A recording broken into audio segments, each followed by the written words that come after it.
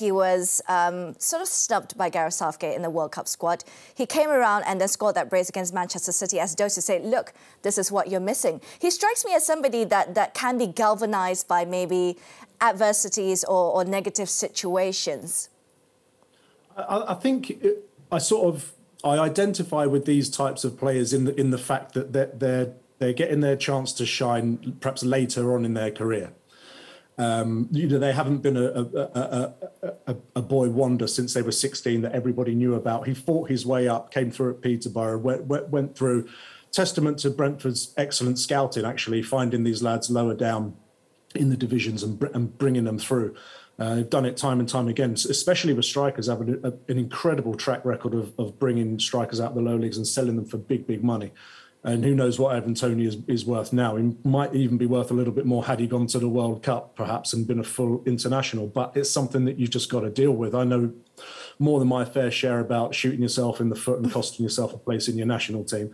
And it's all the more painful when it's self-inflicted. But it's a bit like Harry Kane in the sense that the best thing you can do, like Jamie says, is get on the pitch and start scoring goals. What will happen will happen. To a certain extent, it's out of his hands. The authorities will look into it, decide what if any, punishment needs to be meted out. But what he can control is what he does on a football pitch. As long as he's picked in the starting 11, he can go out, he can do what he does best. He scored a couple of excellent goals to win the game at Man City for Brentford. There's no reason why he can't carry on and do it again today. Just finish the season as strong as you possibly can. He's got 10, aim for 20.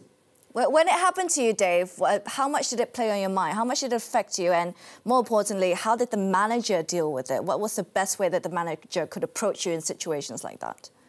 It was horrible. It was absolutely horrible. I was in exactly the same position as Tony. I'd scored 10 goals by this point. I was the highest English goal scorer in the Premier League, got picked to play for England, did something stupid, and then that was that. And I never played for England again, never got a chance to play for them. And I didn't score. I couldn't score. It really affected me. I don't think Tony's going to have that problem. I think at that time I was just all over the place and I couldn't lace my boots up, to be quite honest. Tony, I don't think is like that. I think he's more mentally tough than I probably was at that time. He is the man in that team that everyone looks at. So he still has that going onto the pitch, that presence to help drive him on. But it is harsh. And his England chance hasn't gone. Mine had gone straight away, and I knew that. But his hasn't gone. He can come back from this and he can get back into that squad. Jamie, have you had any incidents, and how did the manager deal with that for you? Loads of incidents. I mean, look, it's. Let's pretend I didn't know, and I asked you that very innocently. No, what did anything happen to you? Too many times I shot myself in the foot. That's for sure. I mean, look, of course. Look, footballers back in the day, I guess, are a lot more professional now. But we used to get ourselves in trouble, do things that you look back on and you regret, and you make mistakes.